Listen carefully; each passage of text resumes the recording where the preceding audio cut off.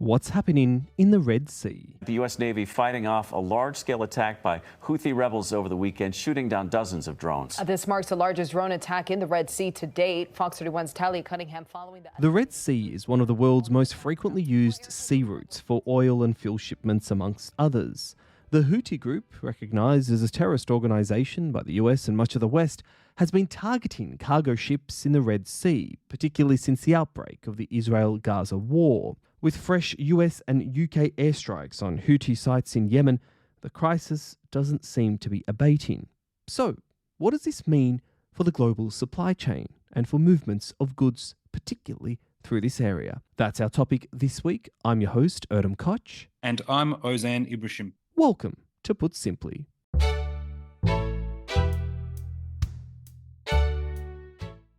Ozan, good to be back with you on Put Simply. And, I never thought we'd be going back to a pandemic issue this week, but that's what we're going back to. More on that in a moment. How are you, my friend? I'm doing really well. Good to be back with you as well. And, I think you're absolutely right. It's one of those things where you would hope that we would have learned our lesson. But as is the case with many issues around the world, it seems that the global community doesn't learn its lesson very easily. And it's exactly the topic we're discussing today. Well, it's really interesting, isn't it? Because obviously the Red Sea, the Suez Canal are absolutely critical to global supply chain, to movements, to products being shipped from location A to location B. And when we talk about location A to location B, the alternative to the Suez Canal is a shipping companies going around an entire continent, the continent being Africa, of course. And so as soon as that canal is threatened, or the Red Sea itself is threatened, we see a global crisis very similar to what we saw during the pandemic for another reason. And this time it's the Houthis that are being blamed. Yes, and we'll talk a little bit more probably in future episodes around some of the geopolitical reasons and tensions, and the situation in Yemen is nothing new. But after the Israel-Palestine conflict started, obviously the Houthis have been quite opportunistic in trying to raise their own profile and make the most of the conflict. It's really quite scary, actually, because it really does have the potential to provide another catalyst, I suppose, for rising inflation. If you've got supply chains impacted again, and I mean, we all know that the inflation that we experienced post-pandemic was largely driven by supply chain problems, and a lot of those obviously could happen again if this issue is not resolved. And I think what we will be discussing with our guest as well is it just a military response that's the key here? Obviously, the US and allies have been putting a military response in place, but there are really longer term questions to be asked and a longer term conversation to be had around how we ensure that basic goods and also other goods as well that are the kind of lifeline of a world economy are able to freely be traded between countries during times of conflict, whether it's regional conflict or between two countries and, you don't want to talk about it, but even a wider conflict. We also don't think about these issues because they're taken off the agenda as well, right? I mean, you don't see major news networks leading with what's happening in the Red Sea and what's happening with the Houthis. I mean, you'll see things around, Trump and Biden effectively going now almost certain to be going to a runoff or a second round rather later this year. You see questions around, Princess Kate's photo in the UK and whether it was doctored or whether it was not. I mean, the reality is that this particular topic is enormous because of the ramifications, because of what it will mean, not only for price, in terms of the price consumers are expected to pay as a result of rising costs, because we know that, if shipping companies can't pass through particular areas, they will pass on that cost as most businesses will. But also in terms of, regional conflicts and whatnot, it's a huge, huge issue. It's incredibly complicated. And I guess our task this week is to do what we try to do every week, and that's Put It Simply. And what a perfect person we have to do that for us.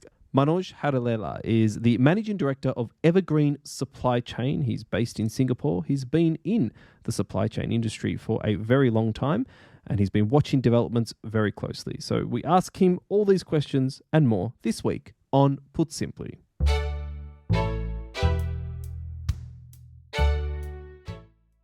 Manoj, welcome to Put Simply. Can you start by telling us a little bit about yourself and what it is that you do? Hi, Ozan and Erdem. Thank you so much for having me. I am the managing director of Evergreen Supply Chain. We optimize supply chains for SMEs and startups globally.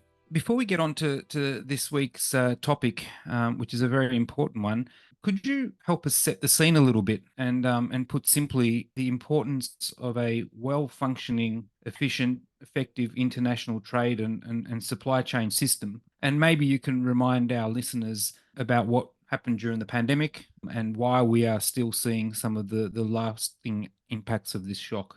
Right. So I think I'll break that down into three parts. The international trade and supply chain systems serve as the lifeblood of the global economy, right? So it facilitates the seamless movement of goods and services across borders. So what the COVID pandemic revealed was the vulnerabilities of these systems. We had lockdowns, travel restrictions, and factory closures that disrupted supply chains and human mobility, leading to product and manpower shortages and delays, as we have seen here in Singapore and around the world. To answer the last part of your question, the reason why we are still reeling with the effects of the pandemic and still feeling some of the aftershocks is because it came with unintended consequences, including sky-high inflation resulting from the trillions of dollars that was pumped into the financial system, elevated borrowing costs. We have seen increased transportation costs, as you've seen in the fluctuation of the ocean freight rates, and worst of all, the heightened geopolitical tensions between world powers. So these tail events are destabilizing an already fragile world order. Now, Manoj, the pandemic has come and gone. Mhm. What's the lasting effects, if any, of that period of lockdowns from a supply chain perspective? Do you think the problems that we experienced during that period, have they gone? Or are there other things that have become sort of systematic and sort of part of a new normal, if you will? Some of the initial disruptions from the lockdowns and the COVID restrictions have been resolved, while others have become endemic, unfortunately. For instance, there's been progress in adapting to remote work, something that was not fully embraced pre-COVID. The supply chain industry was not sufficiently disrupted pre-COVID either. The global trade community and stakeholders were somewhat complacent. But today we are implementing digital solutions for supply chain management and diversifying supplier networks to mitigate those risks. But some problems that have remained, such as supply chain bottlenecks, transportation delays, volatile freight costs, and labor shortages still persist. And I think businesses need to recalibrate their strategies to navigate this evolving landscape and perhaps refocus on resilience, agility, and innovation to thrive in the post-pandemic supply chain environment. Manoj, you've mentioned some of the challenges, but if there was a silver lining in all of this and what we all went through during the pandemic when it comes to the supply chains, what do you think that would be? The supply chain headwinds persist, as I said before, from geopolitical friction, armed conflicts, drought, trade wars, and the list goes on. On the positive side, I would like to borrow an old adage: necessity is the mother of invention. We are already making waves with creative solutions to address this problem. For instance, we can now leverage AI, blockchain, and IoT to enhance supply chain visibility and operations. Next, businesses are increasingly diversifying their supply networks and reshoring production to reduce dependency on a single supplier or region. We see this happening on a national scale in the US with their decoupling agenda. We are also seeing increased collaboration and support by governments around the world to foster innovation and supply chain resilience, as we see here in Singapore. So these are all very encouraging signs for the future of supply chain. Amidst all of this, though, Manoj, we have some geopolitical tensions, which is once again disrupting supply chains. You know, it feels like if it's not COVID, it's something else that is challenging your industry. Can you put simply for us, what is happening in the Red Sea? We are seeing civilian ships being targeted by the Houthis in Yemen. What has caused this, and what are some of the ramifications of it? Well, the Red Sea is a crucial artery for global trade, especially for oil transport and other important commodities. From my perspective, I think the Houthis are being opportunistic here, capitalizing on the Israel-Hamas conflict to further their own agenda in the Yemeni civil war, rather than acting in solidarity with the people of Gaza. The reason I say it because it's evident in their news conference, their tone, and their defiance. They are trying to legitimize the group by portraying themselves as the defender of the weak. But I think it's a strategic move to garner local and regional support for their cause in Yemen. And considering what's happening, from a geopolitical point of view, this has real impact, I suspect, on international trade and supply chain. And what's going on with the Houthis and their conduct? What is the likely short-term, medium impact on international trade, the way you see it, Manoj? The recent attacks targeting civilian ships in the Red Sea surely represents a grave threat to global supply chain systems and international trade. Tragically, the loss of 3 seamen aboard the vessel True Confidence last week underscores the severity of this issue. So any disruption to this critical trade route will result in shipment delays, increased transportation costs, and disrupt the flow of goods. And it's profoundly affecting businesses and economies on a global scale. Not to mention the safety of innocent people caught in the middle of this conflict. But the bigger risk that weighs heavily on my mind is the risk of a broader regional conflict that could derail the global economic recovery and result in massive loss of life. Just to understand, if it's obviously affecting the shipments through the Suez Canal, how are shipping companies kind of getting around that? Am I right in assuming that they're going all the way around Africa, for example, if they're coming to Asia? This is obviously adding a lot of cost, time, and disruption. Is that what's happening? Just to give you put some context, the distance from Asia to Europe via the Suez Canal, which passes through the Red Sea, is approximately 12,000 nautical miles. And if vessels need to circumvent the Red Sea due to security concerns, they would typically travel around the southern tip of Africa, known as the Cape of Good Hope, adding approximately 3,500 to 4,000 nautical miles to the journey, bringing the total distance to around 16,000 nautical miles. That is 30% more fuel to burn, 30% more man hours, and 30% longer for shipments to arrive at their final destinations. This is an untenable situation for the long haul. So the Suez Canal is a necessity, right? Like we need it internationally, globally, for not only supply chain, for economic reasons, as you've pointed out. What do we do? How do we fix this situation? What does the international community need to do, and how's the response been adequate so far, in your opinion? Well, I think the responses from the international community in the Red Sea have been mixed. The surgical strikes by the US-led coalition against the militant groups seem to be helping to a certain degree. We are seeing large carriers returning to the Red Sea and freight rates coming down. But the question is, how effective will this be in the long term? So in my opinion, we need to have a combination of steps, ranging from diplomatic efforts, strengthening the maritime security, increase humanitarian assistance in hot zones like Yemen and Gaza, because I believe that when people are not under constant pressure to survive, their willingness to support extremist ideas or militant organizations will diminish. And this requires a multilateral engagement among the United Nations, perhaps the Arab League, the African Union. I believe together they can facilitate coordinated efforts to address these security challenges. You are obviously very intertwined with shipping companies and various different companies within the kind of logistics sector. So far, what has been the impact on shipping companies? Are they weathering the storm? Is it not a very good time to buy shipping company stocks? Is it a good time to short them? But jokes aside, what's been the kind of impact on the companies? Which this is a major sector within the international economy. For sure. The shipping companies are definitely going through a very complex and difficult time, but they're passing on the additional cost to global traders, which in turn affects prices to the end consumers.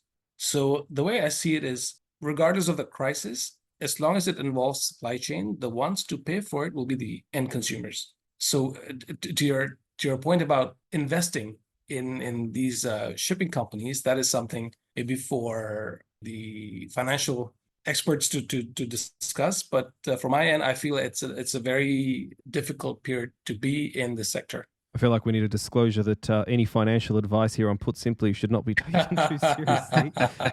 Yes. I'm glad you came in with that. I was about to do it myself. Maybe we can we'll do an episode on the stock market separately.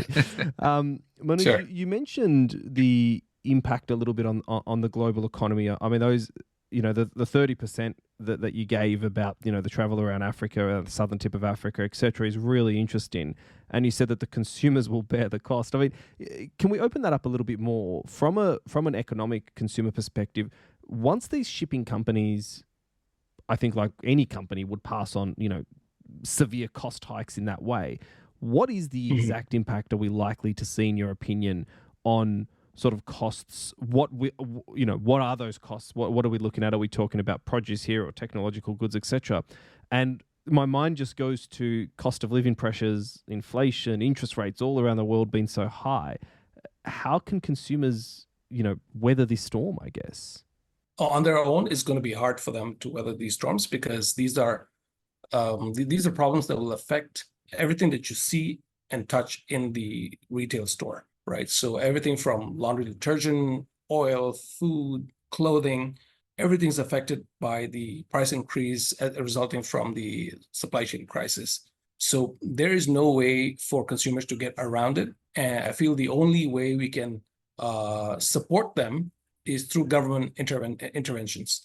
And that does not mean we have to use our military might to address these situations, but we also have to use a lot of economic tools at our disposal, right? So maybe subsidies or what have you. But whatever the temporary solutions, we need a longer term fix here. We cannot rely on like a short-term solutions for a long-term problem. We've spoken about the lack of kind of global standards when it comes to shipping. You've touched on it, that this issue obviously requires a multilateral response.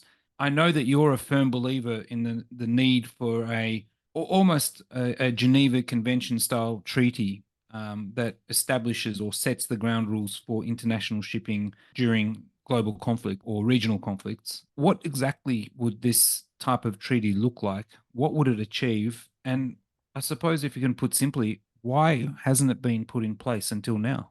Simply put, there is a lack of consensus among global powers, because trade routes are often intertwined with geopolitical rivalries and strategic interests. So the situation is made worse today due to the geopolitical friction between the West and the BRIC countries. And I think the world leaders must take heed from Ben Franklin's quote, "If one is not safe, then none are safe."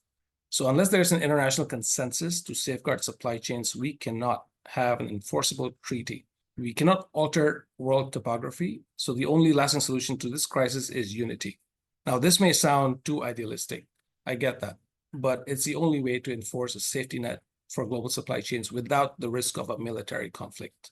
How likely are we to see that, though, Manoj? I mean, you spoke about regional tensions, geopolitical tensions, rivalry among countries and continents, if you like. What would need to happen to see that new order for international trade? And do you think that this current conflict and what's happening in the Red Sea, particularly with the Houthis, is that something that could be a catalyst for achieving that?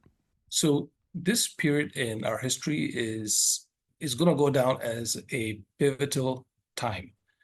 We have a clash of ideologies right now between the free world and the autocratic world. I'm not sure if that's the right term to use, but that's how I see it. So there is a conflict of interest between the two sides, and we are becoming more unionized, right? So we have different groups, we have different countries like bonding together against the other. So this is not a good time to be solving this problem, because it makes things more difficult. On the flip side, food, water, and energy are basic human rights. No country should have the right to undermine or restrict access to these basic necessities. So ideally, any treaty to solve this problem must include guidelines for the safe passage of civilian ships, coordination, neutrality, and something for dispute resolution. This is the carrot that will safeguard trade for signatory countries in this treaty. This means no member country should suffer from food or energy insecurities during conflicts. The stick approach, on the other hand, could carry severe penalties, such as a collective economic boycott for violating countries. But then again, I'm no expert. I will leave that to the experts to form. But if we can unify the large majority of countries into a treaty that will safeguard supply chains, I feel like the minority will have limited choice in the matter. We can crack them one at a time, because this is not a military alliance. This is an alliance for human dignity. One example of initiative that's being taken right now in the Gaza conflict is the fact that the US is sending 2 warships to the Gaza Strip, and they're looking to build a temporary port as a way to bring in food and medical supplies to the Gaza residents. So if we can do this, we can definitely scale up these efforts to cover other hotspots around the world, because the idea is there. I feel like we have the idea, we have the right idea right now. It's going to take a little bit more effort and a bit more a diplomatic push to have a consensus amongst major countries, especially countries with big maritime presence, so we can build an infrastructure to mitigate the risk of war affecting core supply chains. And how do you see progress being made on that? I mean, are some of the big countries and some of the big players in all of this, obviously the US, EU, do you know if they're looking at it in a kind of warm way, or do they see the need for it? Is anything being done towards this, or, as you said, is it just being put on the back burner because there are bigger problems to solve right now? I think you're right on the latter. It is currently a problem that is not on the forefront of priorities right now. Everyone is talking about this big geopolitical shift. Everyone's talking about this rivalry between the US and China, and we just need to wait, I guess, for the dust to settle. Hopefully, this conflict does not escalate into a hot conflict. Hopefully, it stays within the confine of economic war, trade wars, what have you. And I prefer, like, we are better off having these kinds of competitive battles economically versus military battle any day. I would prefer the economic battle any day to the military battle. But then again, there's no such thing as a forever crisis. Every crisis has an expiry date, right? So I feel like we will eventually come out of this. Manoj, you mentioned the stick approach, sanctions being used. We've certainly seen that kind of approach by the international community. But I suppose one could argue that it hasn't been all that successful. Well, what do you think? I mean, do you think that's possible in terms of getting people to, get on board with such the treaty that, or the type of treaty approach that we talked about? What I notice is the sanctions are not working because there are a large number of countries within the alliance, and each of them have different strategic goals, right? So some of them are more keen on providing energy and heat for their people. Some countries are more focused on purchasing fertilizers from Russia, who happens to be one of the largest producers of fertilizers in the world. So every country has their own strategic objective, and so it's very, very difficult to unify 30-member country, 27-member country to come together and back a single sanction. We see it happening at the United Nations Security Council, whereby whatever sanctions they're trying to push on Russia it's happening outside of the Security Council, because Russia has a veto. China has a veto power within the Security Council, and there's no way any sanctions can get through the UN Security Council. So going back to what you said earlier about the effectiveness of sanctions, I feel sanctions have been overused in the past couple of decades. Countries have learned how to circumvent the system, right? So we are now witnessing Russia circumventing the sanctions on Russian oil. It's shipping more oil than ever before. Its currency is relatively stable, given the fact that they are at war. Its economy seems to be buzzing along, and I don't see the sanctions to be biting, if you will. So I guess the future then looks to be a combination of probably a lot more carrots than sticks when it comes to this topic. Because I heard something recently where someone within the Iranian leadership mentioned about boycotting American-made products or services, right? That includes fast food chains and whatnot. And it did impact some companies like Starbucks and McDonald's globally. So I think they might have an answer, because once you can hurt someone economically, you'll be able to force change, right? Because if you are always talking about sanctions, about restricting countries from trade, restricting countries from the financial system, they get pretty defensive. And when they're defensive, they're most likely going to do exactly the opposite of what you want them to do. So I like what you said earlier. I think the carrot approach will be much better and more effective in the long term. What gives you hope? Let's end on a positive note, if possible. What gives you reason to believe that things will be okay? One can hope, right? So historically, the world community has always found a way to solve major global problems. You know, we have done pretty well with the Paris Agreement on climate change. We have come together to respond to the HIV AIDS pandemic back in the 80s. So we have done this before, and there's no reason why we can't do it again to solve the supply chain crisis. Manoj, fascinating stuff, and thank you very much for putting this very complicated topic simply for us on Put Simply this week. Thank you for your time. Thank you for having me. Nice to meet you, Ozan and Erdem.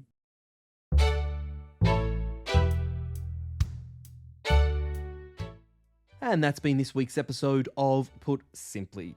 Be sure to follow us on LinkedIn at Oroka Group to stay up to date with all the latest episodes and news. Feel free to leave a comment and suggestions on what you'd like to see featured on the podcast as well.